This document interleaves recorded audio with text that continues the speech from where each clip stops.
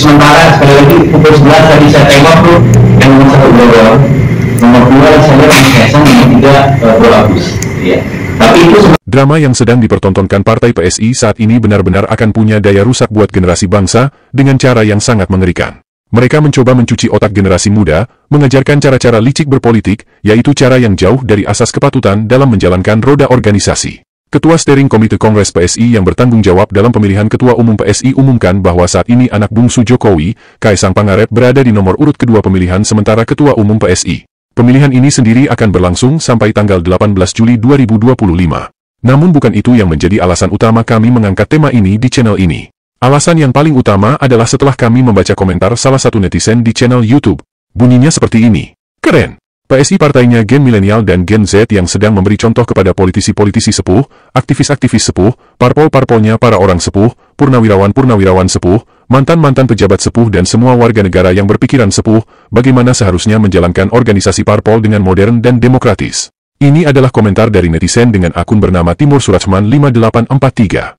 Dan inilah sesungguhnya yang dikhawatirkan. Orang awam yang malas menggunakan akal untuk berpikir akan menerima proses ini seolah berjalan dengan wajar, tanpa ada trik dan intrik yang membodohi masyarakat. Sekarang, kami akan ulas beberapa kejanggalan yang menjadi landasan berpikir kami menduga bahwa pemilihan Ketua Umum PSI adalah pemilihan yang disetting untuk memenangkan seseorang.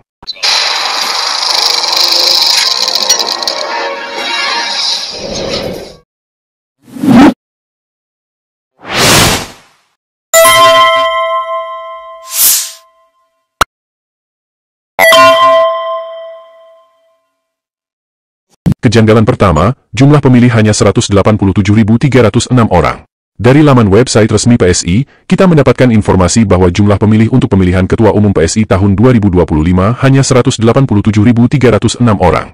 Sementara, partai ini mengumumkan bahwa proses pemilihan akan diikuti semua anggota partai. Sekali lagi, anggota partai, bukan pengurus partai. Kenapa PSI menyelenggarakan pemilihan raya? Adalah bagian dari transformasi politik PSI dari partai super terbuka. Apa itu partai super terbuka? Partai yang proses pemilihan keputusannya tidak hanya dilakukan oleh elit partai, oleh segelintir keluarga atau sekelompok orang di dalam partai, tapi proses pengambilan keputusan itu dilakukan atau diambil oleh semua anggota. Jadi ini untuk pertama kalinya dalam sejarah Indonesia ada satu partai politik yang ketua-umumnya dipilih secara langsung oleh semua anggota, tidak melalui satu sistem perwakilan. Jelas ya? Melibatkan semua anggota bukan sistem perwakilan. Sekarang, mari kita buka Undang-Undang Nomor 7 Tahun 2017 tentang syarat mendirikan partai. Dalam pasal 173, dijelaskan bahwa antara lain bahwa syarat mendirikan partai politik diantaranya adalah 1. Memiliki kepengurusan di 75% jumlah kabupaten, kota di provinsi yang bersangkutan. 2. Memiliki kepengurusan di 50% jumlah kecamatan di kabupaten, kota yang bersangkutan. 3. Memiliki anggota sekurang-kurangnya 1.000 orang atau 1/1000 dari jumlah penduduk pada kepengurusan partai politik sebagaimana dimaksud pada angka nomor 2 yang dibuktikan dengan kepemilikan kartu tanda anggota. Saat ini, Indonesia punya 38 provinsi, 514 kabupaten, kota dan 7.266 kecamatan. Jadi kalau kita hitung, 75% dari 38 provinsi sama dengan 29 provinsi. Rata-rata tiap provinsi punya sekitar 13 kabupaten, kota, jadi 29 provinsi mewakili sekitar 393 kabupaten, kota. Lalu 50% dari kecamatan di wilayah tersebut menghasilkan sekitar 2.777 kecamatan. Nah, di setiap kecamatan itu, partai wajib punya anggota minimal 1.000 orang, atau 1/1000 dari jumlah penduduk. Tapi karena kita tidak tahu pasti jumlah penduduk tiap kecamatan, maka untuk amannya kita pakai batas minimal.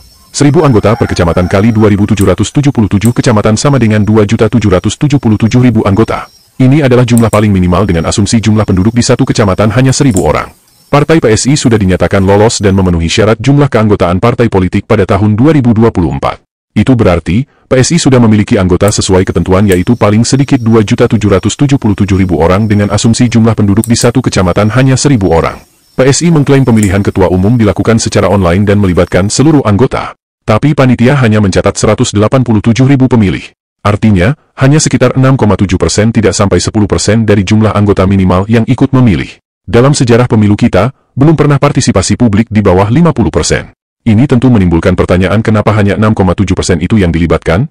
Okelah mungkin masih ada beberapa daerah yang tidak terjangkau internet. Tapi demi rasa keadilan, kenapa tidak ada solusi buat daerah yang tidak memiliki internet, supaya mereka juga merasa sebagai bagian yang tidak disisihkan dari partai? Inikah keadilan versi PSI? Dan inikah yang mereka sebut demokratis? Kedua, hasil pemilihan sementara diumumkan oleh panitia. Steering Committee yang bertanggung jawab dalam Kongres dan sekaligus pemilihan ketua umum mempunyai fungsi yang sama dengan KPU dalam pemilu, pilpres atau pilkada. Bayangkan kalau seorang ketua KPU mengumumkan hasil real count, sementara masih ada daerah yang masih sedang melakukan pemilihan, karena keterlambatan logistik, pemilihan ulang karena bencana dan lain-lain. Dapat dipastikan bahwa peserta pemilu akan ribut. Ketua KPU dapat dianggap tidak netral. Tapi ini tidak terjadi di Partai Solidaritas Indonesia atau PSI. Panitia mengumumkan hasil sementara di tengah proses pemilihan berlangsung tanpa menyebut angka persentase perolehan setiap calon.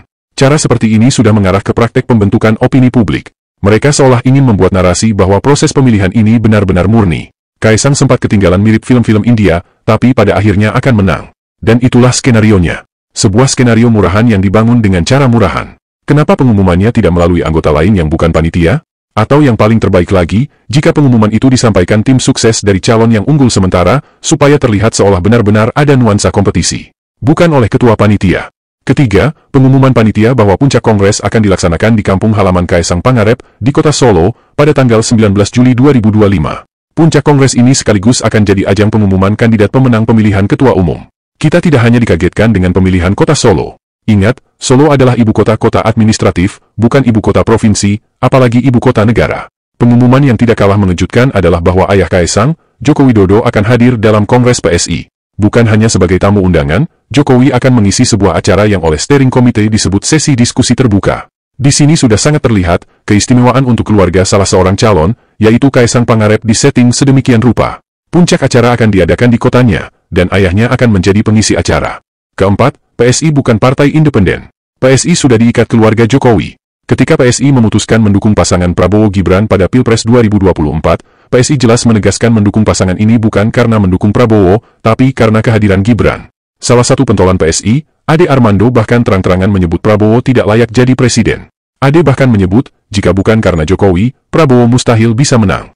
Pasca pemilihan, kader-kader PSI pun ditempatkan di berbagai posisi. Mulai dari Ketua Pembina PSI, Grace Natalia dan Dini Shanti Purwono yang diangkat jadi Komisaris BUMN, Ketua Umum PSI, Juli Raja Antoni yang diangkat jadi Menteri Kehutanan, Valdo Maldini yang diangkat jadi Staf Khusus Menteri Sekretaris Negara dan terakhir Ade Armando yang juga kemudian diangkat jadi Komisaris PLN.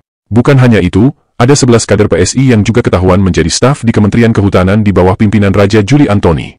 Melihat rekam jejak kader PSI yang anti pada Prabowo, maka mudah dimengerti bahwa kader-kader PSI masuk pemerintahan ini melalui pintu wakil presiden, anak sulung Jokowi, Gibran Rakabuming. Maka sulit memisahkan antara kedekatan antara partai PSI dan keluarga Jokowi, dan karena itu pemilihan ketua PSI tahun 2025 sekali lagi hanyalah drama meminimalisir kritik penunjukan Kaisang sebagai ketua umum PSI tahun 2023 tanpa melalui mekanisme pemilihan. Dari berbagai fakta ini, kita bisa menilai bahwa kader-kader PSI tidak lebih dari sekedar kumpulan buzzer. Mereka menghina ketika Prabowo berseberangan Jokowi dan sebaliknya, memuji setinggi langit ketika Prabowo satu arah dengan Jokowi. Kader PSI bahkan tidak segan-segan menyebut Jokowi sudah memenuhi syarat sebagai nabi, dan Gibran adalah wakil presiden terbaik sepanjang sejarah. PSI bahkan membela anak Jokowi ketika Gibran mengkhianati keputusan 560 wakil rakyat yang sudah memutuskan syarat minimal umur seorang calon wakil presiden.